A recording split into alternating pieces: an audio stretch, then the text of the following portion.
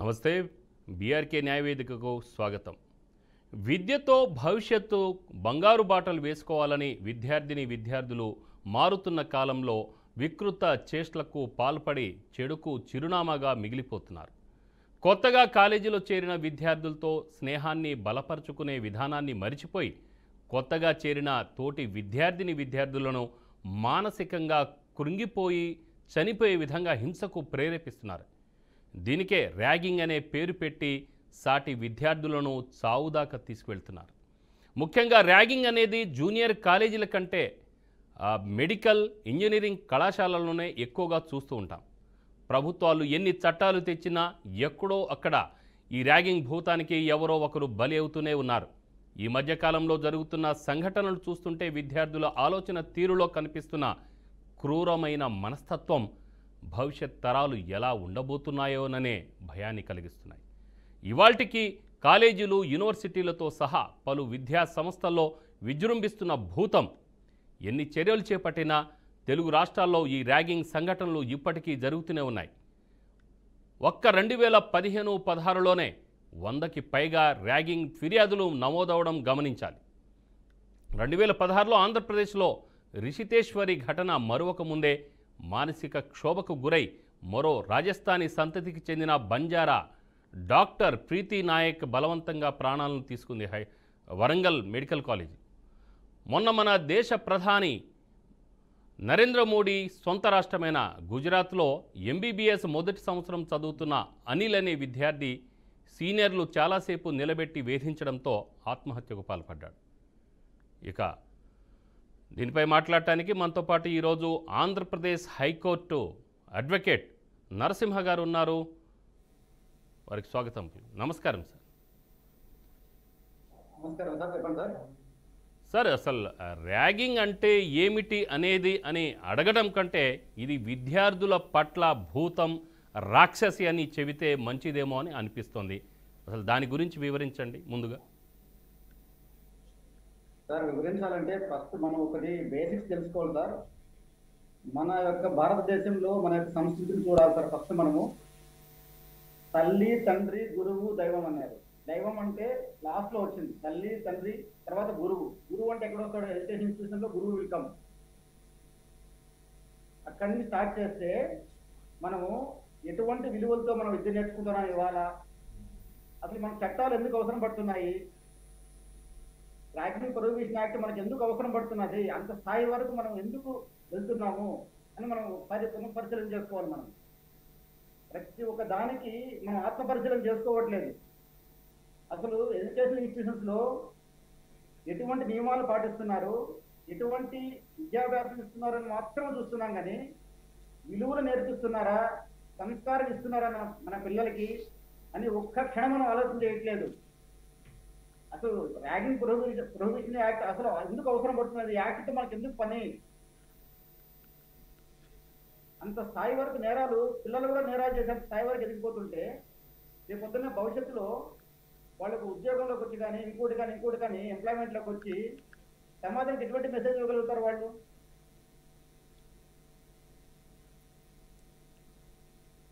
Yes sir, అంటే ragging అంటే ఏమిటి అనేది ఒకటి క్లుప్తంగా చెప్తారా?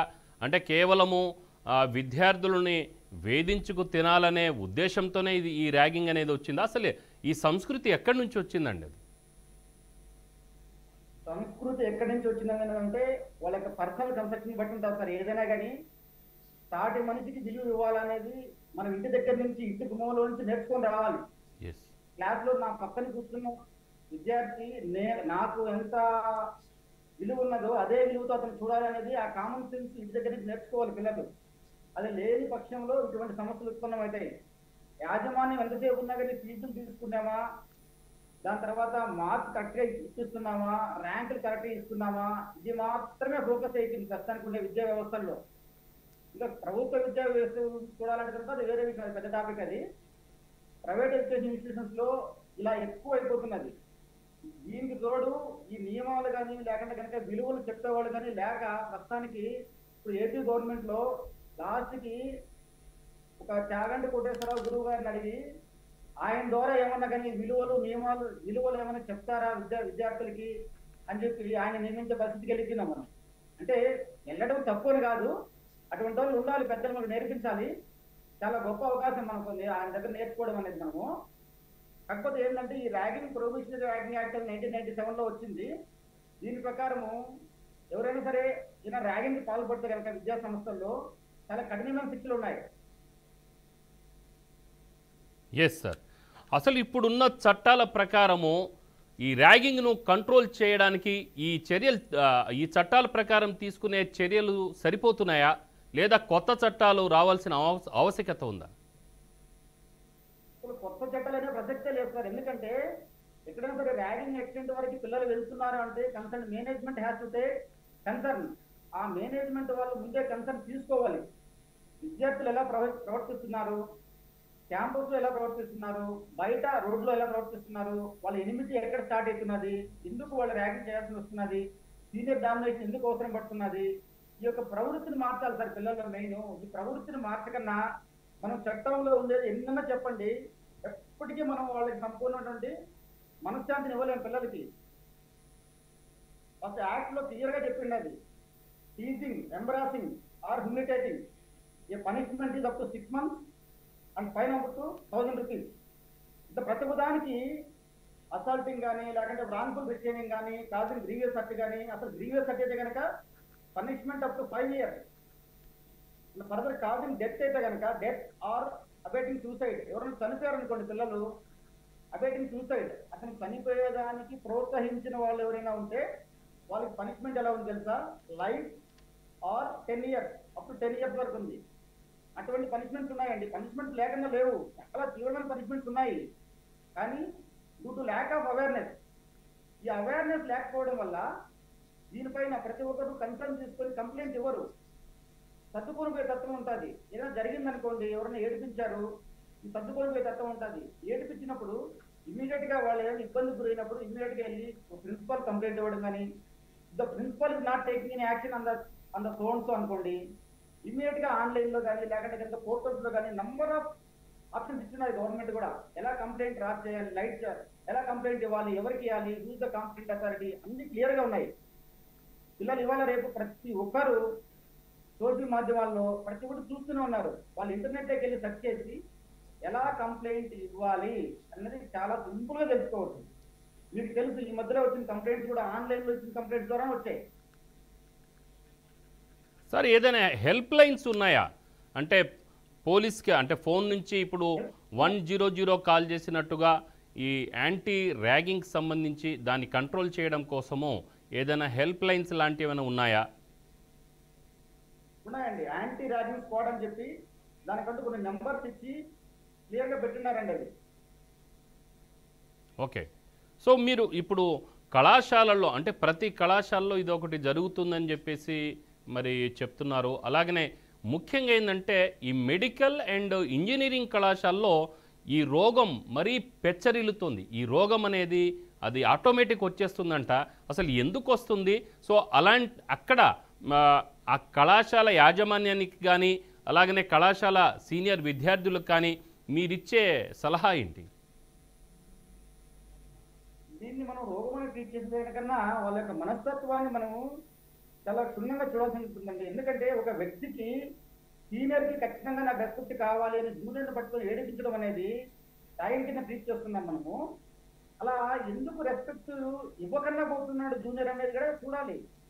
నువ్వు సైలెంట్ గా ఉంటే అతను తన దారి తను పోతూ ఉంటే పిలిచి మరి మన ఏదో సినిమాలు చూసి సోషల్ మాధ్యమాల్లో చూసి వాడిని ఎలా ఏడిపించాలి, దాన్ని ఎలా షూట్ చేయాలి, పక్కన వాడికి ఎలా మెసేజ్ ఇవ్వాలి, రాంగ్ మెసేజ్ ఇచ్చి ఆనందపడేది ఈ పైశాచికత్వం ఎక్కువైపోయినది మనిషిలో. ఆ పైశాచికత్వం పోవాలంటే కనుక ఫస్ట్ విలువలు తెలియాలి. ప్రతి ఒక్క మనిషికి తనకంటూ తన విలువలు తెలిసిన రోజే ఏ నేరమైనా సరే మనం కట్టడి చేయగలుగుతాము. అదర్వైజ్ మనం ఎన్ని చట్టాలు 100 చట్టాలు తీసుకొచ్చినప్పటికీ కూడా తనకంటూ తనకి ప్రవర్తనలో మార్పు రాని పక్షంలో ఎన్ని 100 పోలీస్ స్టేషన్లు పెట్టినా కూడా ఈచ్ అండ్ ఎవరి కాలేజ్ ఎదురుగానే పోలీస్ స్టేషన్ కట్టినప్పటికీ కూడా మనం దాన్ని ఆపలేమని నేను అంటాను. పర్టికులర్ గా మీరు చెప్పే అంశంలో ఈ ఎంబీబీఎస్ స్టూడెంట్స్ విషయంలో లేకంటే ఈ బీటెక్ స్టూడెంట్స్ విషయంలోనే ఎక్కువైతున్నది అని నేను కన్సర్న్. అంతే కదా సార్? ఎస్, అవునండి. ఈ ఎంబీబీఎస్ చెప్పండి. చెప్పండి సార్. అదే మెడికల్ కాలేజీల్లోనే ఎక్కువగా జరుగుతుందని చెప్పేసి ఆరోపణ ఉంది. ఇది ఆరోపణ కాదు, నిజం కూడా. ఈ మెడికల్ ఎక్కువ జరగడానికి కారణం ఏంటంటే వీళ్ళు రిస్ట్రిక్టెడ్ గా పెరుగుతారు సార్. బాగా ఆలోచన చేయండి మీరు. ఎందుకంటే ప్రతి ఒక్క దానికి ఒక రీజన్ ఉంటుంది. వీళ్ళు బైపీసీ తీసుకొని వీళ్ళు లాంగ్ టర్మ్ వెళ్ళి, లేకంటే కనుక ఏదో టర్మ్ అంటారు, ఆ టర్మ్ అంటారు, ఈ టర్మ్ అంటారు, ఎన్నో పేర్లు పెడతారు ప్రైవేట్ ఇన్స్టిట్యూషన్స్ వాళ్ళు. వీళ్ళు ఒక మెడిసిన్ సీట్ కొట్టినారు అంతవరకు అలా కష్టపడతారు పిల్లలు. కష్టపడి ఆ విలువలు అనేటి వాటికి పూర్తిగా వదిలేస్తారు. అంటే రెస్పెక్ట్ ఇవ్వడం కానీ, బంధువులు ఎంతమంది ఉన్నారు, మనకి ఎవరు పెద్దలు ఎవరు వచ్చిన. సార్ ఇప్పుడు ప్రభుత్వాలు తెస్తున్న ఈ కొత్త చట్టాలు అంటే బిఎన్ఎస్ చట్టం ఏదైతే ఉందో ఈ చట్టంలో ర్యాగింగ్ గురించి ఏదైనా ప్రత్యేకంగా మరి సెక్షన్లు ఏమైనా ఏర్పాటు చేసిందా? అంటే ప్రస్తుతం ఉన్న చట్టాలు ఈ ర్యాగింగ్ భూతాన్ని తరిమి కొట్టడానికి ఏ విధంగా పనిచేస్తున్నాయి? కొత్త చట్టం ఏం చేస్తుంది? కొత్త చట్టంతో పని లేదండి, స్పెషల్ యాక్ట్ ఉంది. స్పెషల్ యాక్ట్ ఉండటం వల్ల కొత్త చట్టంతో పని లేకుండా దీని కింద బుక్ చేస్తారు. దీని కింద బుక్ చేసినప్పుడు ఎలా పనిష్మెంట్ ఉన్నాయో మనకు చూడండి కావాలంటే మీరు. పనిష్మెంట్స్ లాయర్ గారు కొద్దిగా గట్టిగా మాట్లాడండి sir please. In case of death up to life ఉందండి పనిష్మెంట్. అబైట్మెంట్ ఆఫ్ డెత్ ఎవరైనా కానీ దానికి ప్రోత్సహించారనుకోండి అటువంటి నేరం జరిగేంత వరకు దానికి అప్ టు లైఫ్ ఉంది పనిష్మెంట్. ఓకే, కాబట్టి పనిష్మెంట్ చాలా సివియర్ గా ఉన్నాయండి ప్రతి ఉదాహరణకి, కాదని లేదు. కాకపోతే ఏంటంటే వీళ్ళు ఎందుకు ఇలా ప్రవర్తిస్తుంటారు అనే దాని గురించి మనం ఒకసారి ఆలోచన చేస్తే, ఇదివరకు మనం చెప్పినట్టు వీళ్ళు హాస్టల్లో పెరిగి పిల్లలు ఎంసెట్ ర్యాంక్ కొట్టినంత వరకు బాగా కష్టపడతారు. అవునండి. ఒక్కసారిగా విచ్చలవిడిగా కాలేజీలో సీట్ వచ్చిన తర్వాత వాళ్ళు ఆనందంగా ఉండాలని చూస్తారు. ఓకే, వాళ్ళ ఆనందం ఇతరులే వెతుక్కుంటారు. అది తప్పది. మీ ఆనందము being a senior you can't search your happiness and other person. ఏమంటారు సార్? అవునండి. ఇప్పుడు వాళ్ళ ఆనందము ఇతరుల దగ్గర వెతుక్కోవడం కాదు, వాళ్ళని ఏడిపించి వీళ్ళు ఆనందపడటం వల్ల దానివల్ల ఏం సాధించలేరు.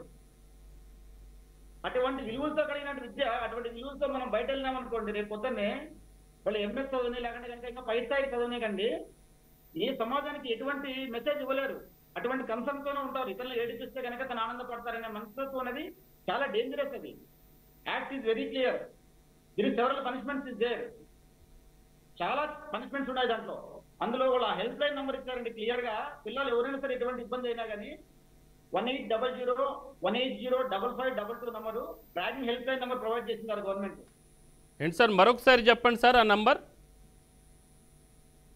1800-180-180 మళ్ళీ రిపీట్ చేయండి sir. 180-0022. Okay, right sir. Sir ఇప్పుడు మనం చూస్తే ఇప్పుడు ఈ హెల్ప్ లైన్ కొన్నిసార్లు పనిచేయదని కూడా అంటారు. మరి అంటే రింగ్ అవుతూ ఉంటుంది కానీ దాని మీద ఎవరు పట్టించుకోరు అని చెప్పేసి కూడా అంటున్నారు. దానివల్లనే మరి ఈ హెల్ప్ లైన్ సరిగా అంటే ఇంట్రెస్ట్ అనేది పోతుంటుంది కదా. అది ఆన్లైన్ కంప్లైంట్ కూడా ఉందండి. ఆన్లైన్ కంప్లైంట్ ఆప్షన్ ఉంది. Right sir. సార్ గట్టిగా మాట్లాడండి. అంటే ఇటువంటి సందర్భాల్లో ఈ పిల్లలు ఏం చేయాలంటే కన్సర్న్ ప్రిన్సిపాల్ కంప్లైంట్ ఇవ్వాలి, రిటర్న్ లో ఇవ్వాలి. ప్రిన్సిపాల్ కూడా ఏం చేయాలంటే concern management has to take the decision. వాళ్ళు ఎలా ఉండాలంటే ఒక సజెషన్ బాక్స్ కానీ కంప్లైంట్ బాక్స్ కానీ పెట్టాలి ఇటువంటి వాటిపైన. ఇంకోటి సార్, ఇప్పుడు కళాశాలలో ర్యాగింగ్ జరగకుండా దాన్ని నివారించడం చర్యల్లో భాగంగా మరి కొన్ని యాంటీ ర్యాగింగ్ కమిటీలు కూడా ఏర్పాటు చేయాలని కూడా ప్రభుత్వాల నుంచి మరి కళాశాలలకు ఉన్న గైడ్ లైన్స్ ఉన్నాయి. ఇవేమైనా సరైన రీతిలో పాటిస్తున్నారు అక్కడ? పాటించట్లేదు సార్. ఎందుకంటే ఇది పాటించాలంటే వాళ్ళు ఫస్ట్ అవేర్నెస్ ఉండాలి. అవేర్నెస్ లేనప్పుడు concern department has to take an action. అంటే వాళ్ళకి తెలియజేయాలి. Otherwise they are not following, దానిపైన ఖచ్చితంగా యాక్షన్ తీసుకోవాలి వాళ్ళు. అంటే ఎక్స్టెంట్ వరకు పోవట్లేదు. ఎవరెవరు ఉంటారు సార్ ఈ కమిటీల్లో? ఎవరెవరు ఉంటారు ఈ కమిటీలో? Concern district magistrate in the sense district collector ఉంటారండి. దాని తర్వాత ఆర్డీఓ ఉంటారు, కన్సర్న్ ఎస్పీ ఉంటారు, కన్సర్న్ ప్రిన్సిపాల్ మేనేజ్మెంట్ ఉంటారు. కాలేజ్ మేనేజ్మెంట్ ఉంటుంది, కన్సర్న్ మేనేజ్మెంట్. ఓకే. అంటే ఇందులో సీనియర్ స్టూడెంట్స్ని కూడా కొంతమందిని పెట్టడం కానీ అలాంటి ఎందుకు చేయడం లేదు? కూడా పార్టిసిపేట్ చేస్తారు. అంటే కళాశాల యాజమాన్యం ఎలాంటి చర్యలు తీసుకోవాలి? కౌన్సిలింగ్ కానీ ఇంకేదైనా ఉన్నాయా? కౌన్సిలింగ్ ఇవ్వాలి, రివ్యూ కమిటీ మీటింగ్ పెట్టాలని చెప్పి, ఎవరి అకాడమిక్ ఇయర్ బిగిన్ కాకముందే 2 times రివ్యూ మీటింగ్స్ పెట్టాలని చెప్పి రూల్స్ లో ఉన్నదండి క్లియర్ గా. ఓకే. కానీ ఫాలో అవుతున్నారా లేదని తెలియదు. ఎందుకంటే ప్రతి ఒక్క ఇన్స్టిట్యూషన్ ఈ రివ్యూ మీటింగ్స్ పెట్టిందా లేదనేది వాళ్ళ సైట్ లో అప్లోడ్ చేస్తే బాగుంటుంది. Right sir. ఇప్పుడు భారత శిక్షా స్మృతిలోని 306వ సెక్షన్ ఈ ర్యాగింగ్ నిరోధక చట్టంలోని 4వ సెక్షన్ కింద మరి కొన్ని అంశాలు క్రోడీకరించింది. దాన్ని ఏ విధంగా అంటే అవేంటి, అలాగనే విద్యార్థులు భవిష్యత్తును దృష్టిలో పెట్టుకొని ఈ సెక్షన్లు రూపొందించబడ్డాయా? సార్, ఎలాంటి శిక్ష ఉండే అవకాశం ఉంది ఒకవేళ ర్యాగింగ్కి పాల్పడినట్లు నిర్ధారణ అయితే? నిర్ధారణ అయితే కొన్ని సందర్భాల్లో 6 months వరకు ఉన్నది, కొన్నిటిలో ఓన్లీ యూటీజీ ఉండట్లయితే కనుక. అదర్ దాన్ బిగ్ అఫెన్స్ అనుకోండి, అప్ టు లైఫ్ పనిష్మెంట్ ఉంది అందులో.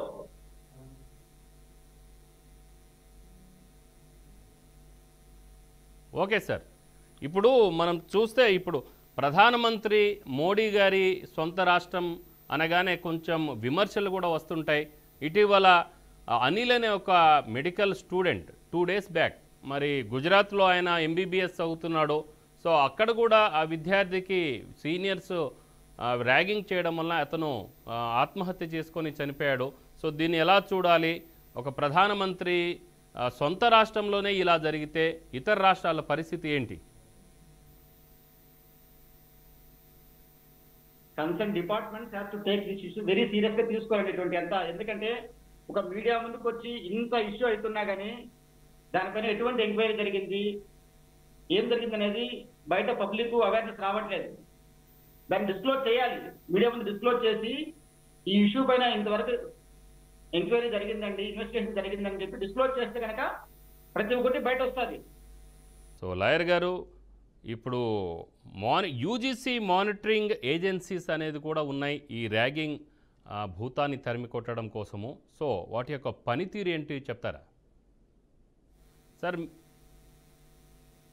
UGC monitoring agency committee number కూడా ప్రొవైడ్ చేస్తున్నారండి ఆన్లైన్లో. 0987111700303. Okay, right sir. మరొకసారి ఆ నెంబర్ మళ్ళీ రిపీట్ చేయండి సార్. 0987111700303. ఓకే.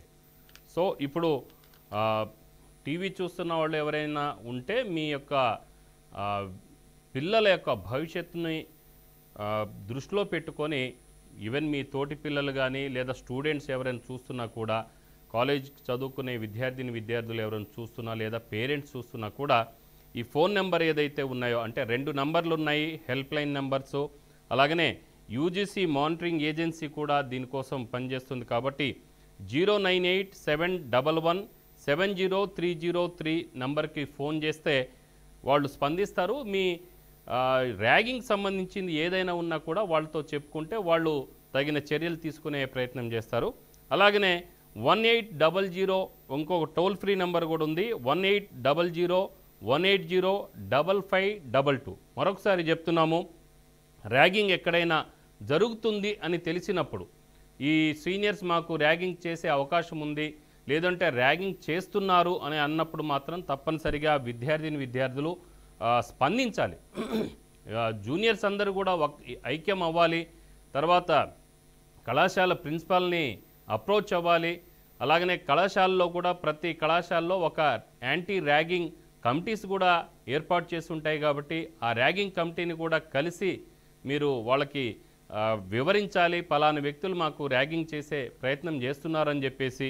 సో అలాగా ఆ విధంగా చేయాలి. దాంతోపాటు ఈ టోల్ ఫ్రీ నెంబర్స్ ఏదైతే చెప్పామో 180018055522 మరొకసారి చెప్పాము, దీన్ని నోట్ చేసుకోండి, ఎప్పుడు కూడా మీ దగ్గర పెట్టుకోండి. అలాగనే స్టూడెంట్స్ యొక్క తల్లిదండ్రులు కూడా ఎటువంటి భయపడకుండా, ఎందుకంటే పిల్లల భవిష్యత్తు బంగారు బాటలో ఉండాలని ఒక తల్లిదండ్రులు రూపాయి కూడబెట్టుకొని చాలా కష్టపడి వాళ్ళని చదివిస్తూ ఉంటారు. కాబట్టి అక్కడికి వెళ్ళిన తర్వాత పిల్లలు శవమై తిరిగి వచ్చే పరిస్థితి దాపురిస్తుంది. అక్కడ కొంతమంది రాక్షసులు లాంటి ఈడియట్స్ ఉంటారు సీనియర్ల రూపంలో. కాబట్టి అందరు సీనియర్ల గురించి మేము చెప్పట్లే, కానీ దీనికి ఎవడైతే పాల్పడుతున్నాడో అలాంటి వ్యక్తుల్ని ఏ విధంగా అయినా సరే మనం తిట్టడానికి కూడా యోగ్యత మనకు ఉంటుంది. కాబట్టి ఈ విధంగా చెప్పాల్సి వస్తుంది.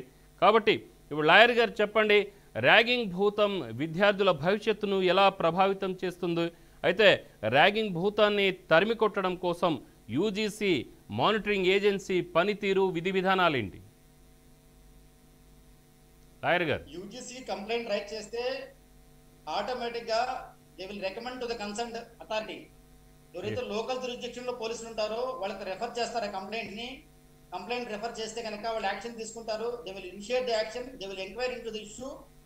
ఆ ఇష్యూలోకి వాళ్ళు ఎంక్వైరీ చేసి కూలంకుషంగా రిపోర్ట్ కాల్ఫర్ చేస్తారు. అక్కడ దగ్గర నుంచి రిపోర్ట్ కాల్ఫర్ అయిందంటే ఆటోమేటిక్ గా ఇన్స్టిట్యూషన్ మీద రిమార్క్ రికార్డ్ చేస్తారు. దానివల్ల నెక్స్ట్ ఫర్దర్ గా వాళ్ళకి రావాల్సిన బెనిఫిట్స్ ఏమైనా ఉన్నాయంటే వాటికి అది ఇబ్బందిగా మారే అవకాశాలు ఉంటాయి. కాబట్టి ఈ కంప్లైంట్ రైట్ చేసి పెట్టడం వల్ల పిల్లలు ఎక్కువ మంది ఇటువంటి ఏమైనా ఇష్యూస్ ఉన్నప్పుడు కంప్లైంట్ రైట్ చేయడం వల్ల వచ్చే బెనిఫిట్ ఏంటంటే ఆ ఇన్స్టిట్యూషన్స్ లో ఒక సేఫ్టీ వాతావరణం అనేది తయారవుతుంది. అలా కంప్లైంట్ రైట్ చేయకుండా సైలెంట్ గా ఉన్నారనుకోండి పిల్లలు, ఇది జనరేషన్ టు జనరేషన్ పోతూనే ఉంటుంది ఆ ఇష్యూ అలానే. Yes sir. ఇప్పుడు రితేశ్వరిని కూడా 2016లో అక్కడున్న గుంటూరు విజయవాడ అంటే ఆమె చదువుకున్న ఆర్కిటెక్చర్ స్టూడెంట్, ఆమె దాదాపు 112 స్టేట్ ర్యాంక్ వచ్చిందండి పాప అమ్మాయికి. తెలంగాణ నుంచి అక్కడికి వెళ్ళి చదువుకుంది అమ్మాయి. ఆ తర్వాత మొదటి రోజే ర్యాగింగ్ ప్రారంభమైంది అక్కడ.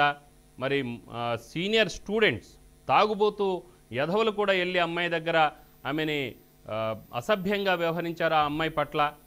అంతేకాదు ఈవెన్ సీనియర్ గర్ల్స్ కూడా తోటి స్టూడెంట్స్ కూడా అమ్మాయి పట్ల వేధింపులకు వేధించారు.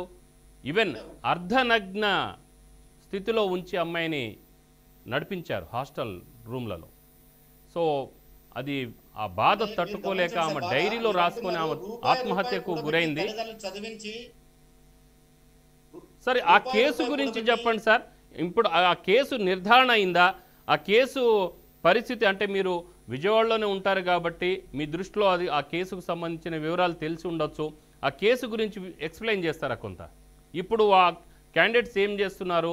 ఆ ర్యాగింగ్కి పాల్పడిన ఈడియట్స్ ఎవరైతే ఉన్నారో వాళ్ళకి ఏమైనా శిక్ష విధించారా? ఆ కేసు ఇంకా ట్రయల్కి రాలేదు సార్. ట్రయల్ ఫైనలైజ్ కాలేదు. Trial is pending. Trial pending లో ఉంటుంది. అది కన్విక్షన్ పడినంత వరకు న్యూస్ బయట రాదు. కన్విక్షన్ పడితేనే న్యూస్ బయట వస్తుంది. నేను ఏమంటానంటే మీరు చెప్పిన కన్సర్న్ ప్రకారము రూపాయి కూడబెట్టి పిల్లల్ని చదివించి పిల్లలు భవిష్యత్తు ఎంతో గొప్పగా చూడాలనుకున్న తల్లిదండ్రులకి ఇటువంటి వాళ్ళు తయారయ్యి మీరు ఏమన్నారు ఇప్పటివరకు మందు తాగిన స్టూడెంట్స్ కూడా కాలేజీలో ప్రవేశించారు అంటే అర్థమైంది. అంటే మేనేజ్మెంట్ ఎంత నిర్లక్ష్య ధోరణితో ఉన్నదో మీరు ఒకసారి గమనించండి. ఇంత నిర్లక్ష్య ధోరణితో ఉండి నువ్వు అటువంటి విద్యను అభ్యసించి అక్కడ అటువంటి విద్యను వాళ్ళకి ఇచ్చి రేపొద్దున వాళ్ళు సమాజంలోకి వచ్చి ఎటువంటి న్యాయం చేయగలుగుతారు? సమాజానికి ఏమి మెసేజ్ ఇవ్వగలుగుతారు? వాళ్ళ వృత్తి రీత్యా వాళ్ళు ఏమి చేయగలుగుతారు? వాళ్ళు ఇచ్చేది మెసేజ్ ఒకటే లాస్ట్కి, అన్యాయం, అక్రమం. అది లేదనుకోండి కరప్షన్, విపరీతమైన కరప్షన్. ఇదన్నీ లేదనుకోండి ఇల్లీగల్ యాక్టివిటీస్లో వాళ్ళ వంతు వాళ్ళు సహకరిస్తారు. ఏదైనా చేయండి వాళ్ళ వంతుగా వాళ్ళు ఇల్లీగల్ యాక్టివిటీస్లో సహకరించడానికి ముందుకెళ్తారు. అలా తయారు కాకుండా క్రమశిక్షణతో పెరగాలంటే ప్రతి ఒక్క మనిషికి తెలియాల్సింది ఏంటంటే, తల్లిదండ్రులు తెలుసుకోవాల్సింది ఏంటంటే మన పిల్లలు ఎలా చదువుతున్నారు, ఆ ఇన్స్టిట్యూషన్లో ఏమైనా విలువలు ఉన్నాయా, ఫస్ట్ విలువల కోసం సెర్చ్ చేయాలి. నేను చెప్తాను సార్, స్కూల్కి వెళ్ళినా కానీ చెప్తాను పిల్లలకి, ప్రతిరోజు మీరు ఒక్క నిమిషమైనా సరే భగవద్గీత చదవండి అని చెప్తా ఉంటాను. ఒక్క 2 minutes అయినా సరే. అంటే మనం ఎక్కడ ఉన్నామో తెలుసుకోవాలి సార్ ప్రతి ఒక్క మనిషి. అలా తెలుసుకోని పక్షంలో ఎంత చదివినా కానీ ఆ చదువుకు విలువ లేదు. Yes sir. అంటే ఒకవేళ ఈ ర్యాగింగ్ ద్వారా విద్యార్థులు ఎవరైనా ఆత్మహత్యకు గురైనప్పుడు నిర్ధారణ అయిన వ్యక్తులకి మరి ఎలాంటి శిక్ష పడే అవకాశం ఉంటుంది అనేది మీరు ఇందాక చెప్పారు. అయితే గతంలో ఒక మాట అండి, రంగరాయ మెడికల్ కాలేజ్ ఉంది కాకినాడలో, ఆంధ్ర యూనివర్సిటీ మెడికల్ కాలేజ్, అది రంగరాయ మెడికల్ కాలేజీ, అది చాలా ఫేమస్ టాప్ 10 కాలేజీలో ఒక కాలేజీ. అక్కడ కూడా విద్యార్థులను జూనియర్స్ని కబ్బోర్డ్స్ ఉంటుంది కదా వాళ్ళ రూమ్లలో, కబ్బోర్డ్స్లలో రాత్రి భోజనం అయిన తర్వాత 9:30కు పెడితే మార్నింగ్ 5 o'clock వరకు కూడా ఆ కబ్బోర్డ్స్లోనే ఉండి ఆ పిల్లలు అదే కొంచెం వంగి అలా కూర్చొని మోకరించి వాళ్ళ చదువులు చదువుకోవాల్సిన పరిస్థితి 1 week వరకు ఆ విధంగా చేశారు విద్యార్థులను. సో ఇలాంటి పరిస్థితి ఎందుకు ఈ భూతం వాళ్ళలో ప్రవేశిస్తుంది అసలు? ఇటువంటి ఇష్యూస్ వచ్చినప్పుడు at least government has to take initiative. అంటే మీ ప్రతి ఒక్క దాంట్లో సూమోటో పవర్ ఉంటుందండి. అలా విధంగానే గవర్నమెంట్కి being a district collector or the concern authorities, వాళ్ళకి చాలా పవర్స్ ఉంటాయి, ఇన్హెరెంట్ పవర్స్ ఉంటాయి వాళ్ళకి. ఇటువంటి వాటిపైన ఎంక్వైరీ చేసి ఎందుకు కంప్లైంట్ వరకు రైజ్ కాలేదు అది ప్రతి ఒక్కటి వాళ్ళు చూడాలి. ఎందుకంటే మీడియా ముఖ్యంగా మీలాంటి వాళ్ళు బయటకు తీసుకొచ్చి ఇటువంటి మెసేజ్ బయటకు ఇస్తున్నారు కదా, అటువంటి వాళ్ళని కాగ్నిజెన్స్ తీసుకోవాలి. వాళ్ళు కాగ్నిజెన్స్ తీసుకొని ఏదైనా యాక్షన్ ఇనిషియేట్ చేస్తే ప్రతి ఒక్కటి సెట్ అవుతుంది. వ్యవస్థలో ప్రతి ఒక్క లోపాన్ని ఎవరి ద్వారా బయట వస్తూనే ఉంటుంది. మన డెమోక్రసీలో వచ్చింది ఏంది? Legislative, executive, judiciary, press. ఈ ప్రెస్ బీయింగ్ ఏ ప్రెస్ మీరు చూసి అన్ని చెప్తూనే ఉంటారు, మీడియా ద్వారా పబ్లిక్ చెప్తూనే ఉంటారు. అది చెప్పింది ప్రతి ఒక్కటి సమాజానికి మెసేజ్ వెళ్ళినప్పుడు concern authorities has to take an action. తీసుకొని ఆ ఎంక్వైరీ చేసి యాక్షన్ తీసుకొని స్ట్రిక్ట్గా ఇంప్లిమెంట్ చేస్తే కనుక ప్రతి ఒక్కరు భయపడతారు.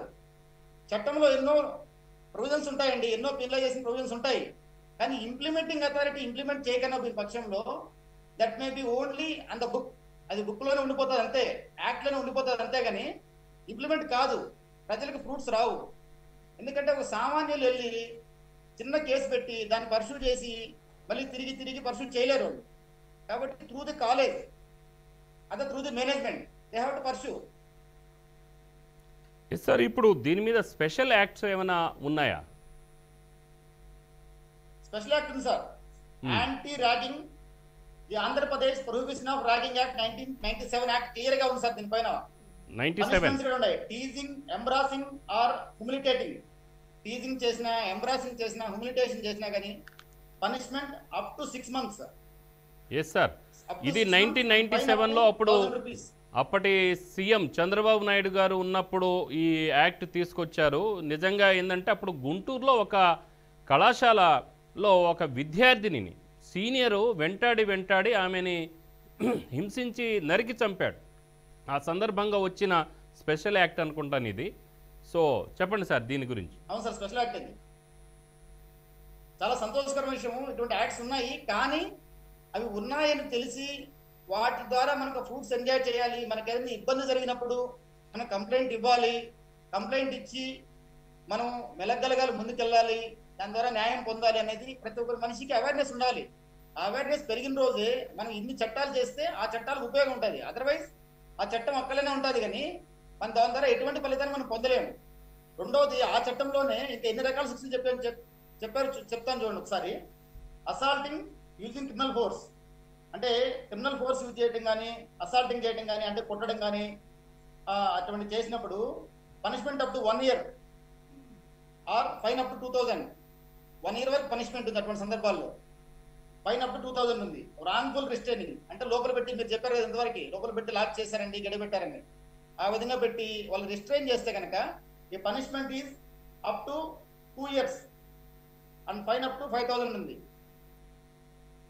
ఇంకా రెస్ట్ ఆఫ్ ద కేసు, మీరు కేసు చెప్పారు, ఆ కేసులో punishment causing grievous hurt or kidnapping, దాంట్లో punishment is up to 5 years. అటువంటి సందర్భాల్లో 5 years పనిష్మెంట్ ఉంది. ఇంకో కేసులో మీరు చెప్పిన దాంట్లో డెత్ వరకు వెళ్ళారు, అబేట్మెంట్ ఆఫ్ డెత్ ఉంది అనుకోండి, లైఫ్ పనిష్మెంట్ పడుతుంది, punishment up to life. That may attract, అది ఎవరికి అట్రాక్ట్ అవుతుంది? The person who is abetting. పక్కన అబేట్ చేసిన వాళ్ళు కూడా సేమ్ పనిష్మెంట్ వస్తుంది. యాక్ట్ ఈజ్ వెరీ క్లియర్ అండి, చట్టంలో క్లియర్గా ఉన్నాయన్నీ, కానీ దాన్ని ఇంప్లిమెంటేషన్లో పెట్టేప్పటికీ ఫెయిల్యూర్ అవుతున్నాం మనం.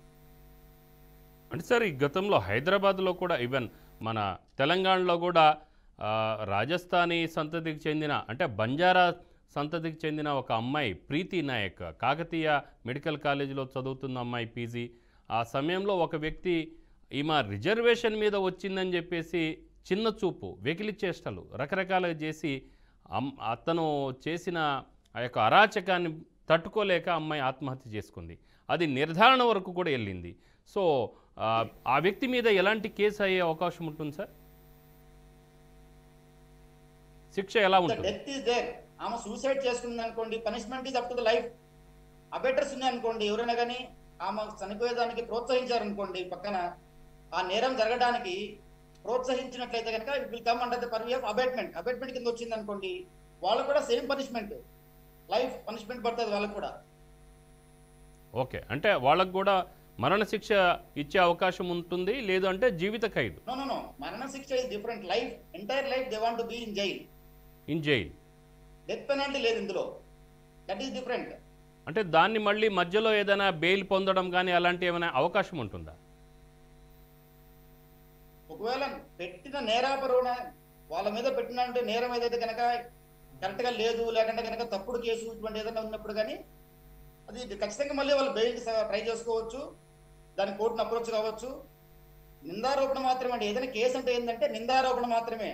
నిందారోపణ వచ్చినప్పుడు నింద నిర్ధారణ అయినంత వరకు బట్ నిరపరాధే.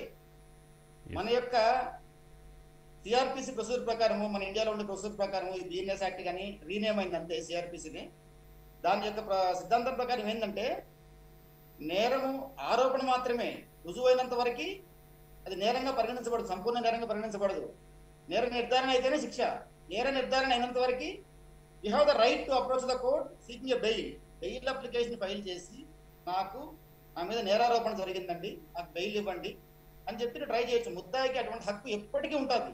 మీరు గమనించండి, కసబ్ కేసు గమనించారు కదా, బాంబేలో చాలా మందిని అతను షూట్ చేశాడు కదా, టెర్రరిస్ట్. అతని కేసులో రామ్ జెట్మలాని క్లియర్ గా చెప్పాడు. మీడియా వాళ్ళు వెళ్ళి అడిగారు, మీరు ఏందండి కసబ్ కి వకాలత్ పుచ్చుకొని ఆర్గ్యుమెంట్ చేస్తున్నారని. ఆయన ఒకటే మాట చెప్పాడు, you know the principle of audi alteram partem, hear the both sides. అంటే ముద్దాయికి నేర నిరూపణ పూర్తిగా అయినంత వరకు, అంటే నిర్ధారణ అయినంత వరకు వాడి హక్కు ఉంటుంది. వాడు నిర్దోషిగా బయటకు వచ్చేదానికి ప్రయత్నం చేసుకోవడానికి వాడి హక్కు ఖచ్చితంగా ఉంటుంది. అలా లేని పక్షంలో ప్రతి ఒక్కరి మీద కేసు పెట్టేస్తారండి అవసరం అనుకుంటే, అంతే కదా. అలా లేకుండా అటువంటి వెసులుబాటు ఖచ్చితంగా ఉంటుంది చట్టంలో. రైట్ సార్, మీరు విద్యార్థుల భవిష్యత్తు అంటే ఈ ర్యాగింగ్ని భూతాన్ని బట్టి విద్యార్థుల భవిష్యత్తు ఎలా ఉండే అవకాశం ఉంటుంది?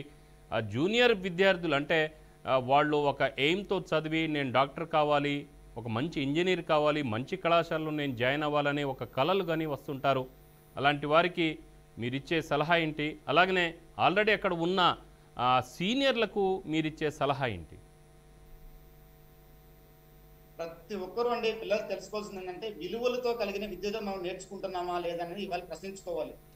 విలువల లేని విద్య ఎప్పటికీ ఈ సమాజానికి సురక్షితం కాదు, ఈ సమాజాన్ని మెరుగైన సమాజంగా దిద్దలేదు.